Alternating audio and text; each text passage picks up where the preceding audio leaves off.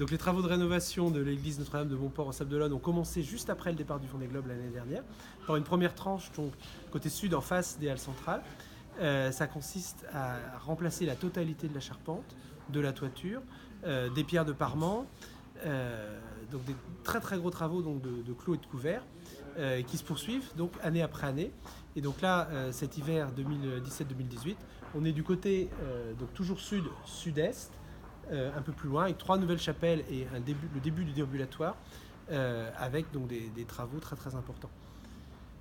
L'idée est vraiment de reconstruire, il ne s'agit même pas de réparer, puisque la toiture en ardoise avait disparu, était bâchée depuis plusieurs années, voire plusieurs dizaines d'années, et donc tout est déposé, les charpentes sont à moitié pourries, et donc vont être reconstruites, remplacées à l'identique en chaîne, avec un double voligeage. Ensuite, des ardoises vont être posées. Et puis, il y a tout le problème des parements, qui est infesté de sel. On a du sel jusqu'à 7 ou 8 cm à l'intérieur des pierres. Celles qui sont récupérables sont replacées, les autres sont remplacées.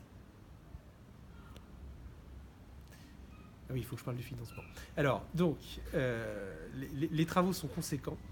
Et donc, l'État participe à 40% de la dépense, puisque de toute façon, l'église est un monument historique qui s'inscrit dans un plan État-région sur 5 monuments dans les Pays de la Loire. Et donc, la région des Pays de la Loire subventionne également les travaux à hauteur de 20%. Finalement, la ville supporte 40%, qu'on essaye donc de financer sans augmenter les impôts, les taux d'imposition, sans faire d'emprunt, comme promis en 2014.